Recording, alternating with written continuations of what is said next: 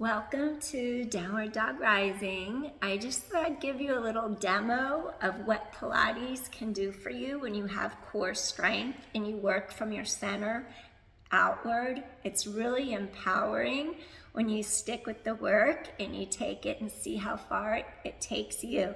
So I'm going to give you a demo, and it's tendon stretch.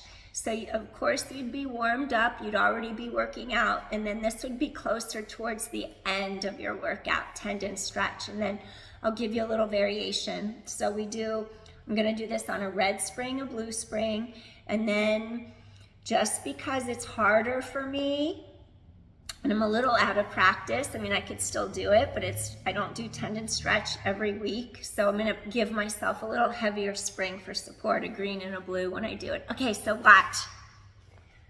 You're gonna come up to your foot bar. Again, this is gonna be more advanced. Brand new beginner, you're not gonna just do it. You're gonna press heels down into the spring well. And then you look at the knees, your shoulder blades anchor down your back. Inhale, exhale, lift. Inhale, chest is open, scoop those core muscles in tight. Inhale, exhale, lift. Bring hips to sky. Rock those ribs, shoulders out of ears. 3, and 2.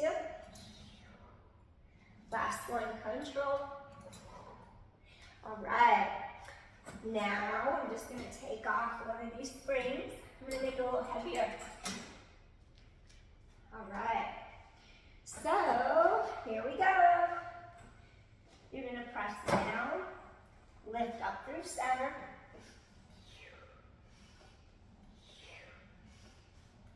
And then we just sit down, come back on the other side, elevate up.